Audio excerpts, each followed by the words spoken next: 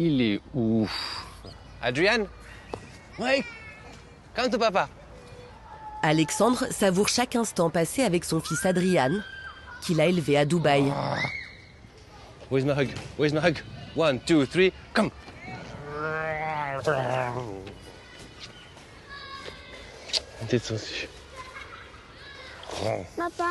Papa, le chat dans le coin, il m'a mordu. He's biting? Yeah. Oh my God, what? He bite you here? Where he bite you here? No. And also not Eh ben, nounou, elle a rien dit. no care. Tell him no, no, no, don't bite Adrian. D'ici 48 heures, le petit garçon de 5 ans s'envolera avec sa mère loin de Dubaï et de son quotidien d'expatrié. Ce sera pas pour longtemps. J'espère que ça sera juste histoire de 2-3 semaines ou un mois. Mais la chose importante, c'est que lui soit en sécurité. Et tant que lui, il est bien en sécurité, moi ça va. D'être ici en sachant qu'il y a une situation un petit peu tendue, ça me stresse. Ça me stresse énormément. Et lui, c'est ma vie. Un petit bonhomme. C'est un peu dur, mais bon, c'est pour ton bien. N'est-ce pas? Ready to jump?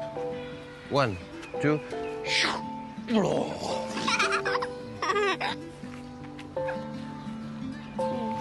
Let's do a barbecue tonight? Yeah. Get the phone from Mama. Depuis que Dubaï a été pris pour cible par l'Iran, le cocon de la famille s'est fissuré. Leurs nuits ont été entrecoupées par les alertes et le bruit des frappes. Faute d'abri, la famille a parfois dormi sur un matelas au milieu du salon.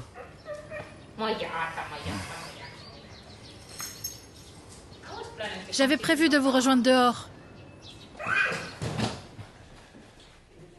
Quand les missiles, oh, the golden one, il se cache il se bouche les oreilles et il a peur.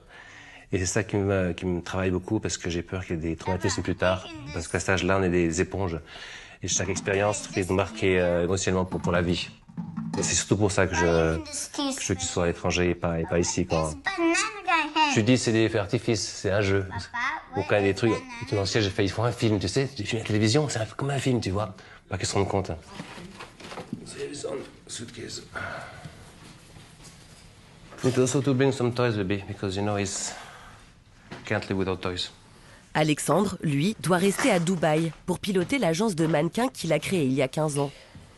Mais si la guerre devait durer, il envisage de quitter l'Émirat pour de bon. C'est surtout eux. Ma vie, elle est là où sont ma femme, mon enfant. Pour Dubaï, j'ai déjà recommencé ma vie plusieurs fois. J'étais tellement dans ma vie, j'ai pas de problème à recommencer de zéro. Tant que les gens, tant que ma famille est avec moi, j'ai pas de problème. Le quotidien d'Alexandre et de tous les habitants de Dubaï est passé en une nuit, du rêve au cauchemar.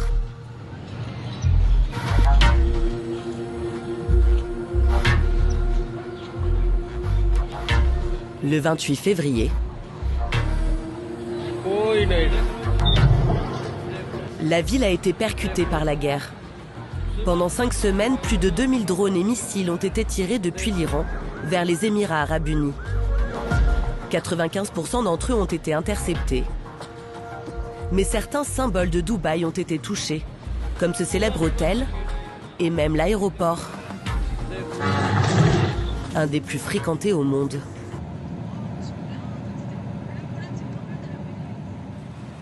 L'agence de mannequins d'Alexandre a vu son activité baisser de 70%.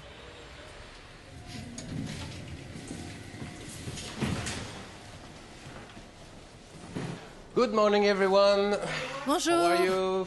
What are you doing? Sur ces 7 salariés, la moitié sont en télétravail pour limiter les déplacements.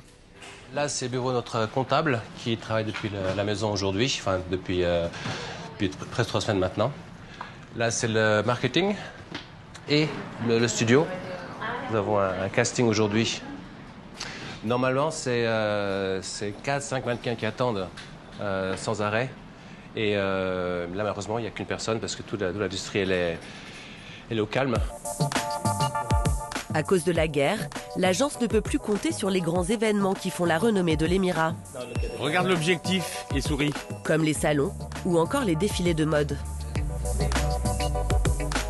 Dubaï faisait pourtant figure d'Eldorado quand Alexandre s'y installe à l'âge de 29 ans. Il est alors mannequin. Grâce à sa notoriété en France, il monte sa propre agence, parrainée par le styliste Kenzo.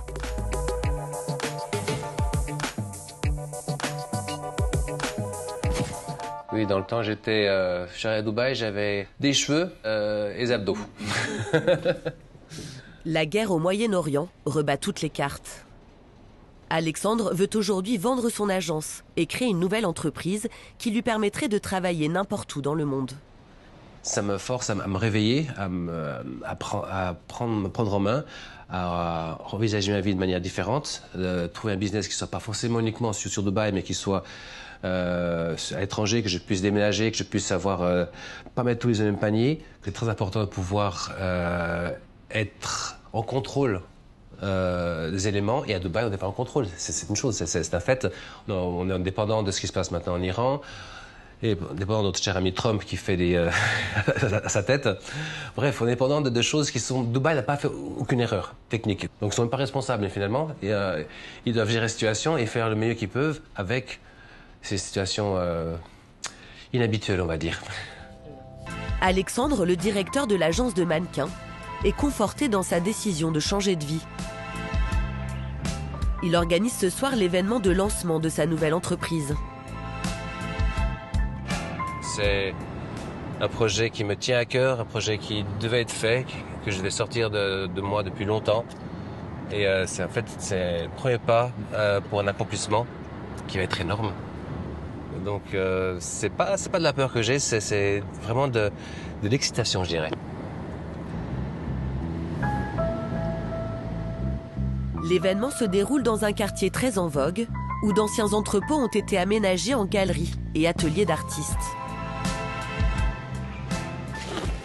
Alexandre a convié une vingtaine de personnes à une séance de respiration.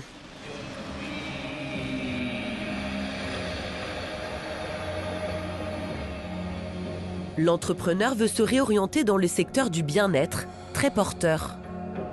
Son idée, créer une plateforme pour mettre en relation les praticiens et leur clientèle.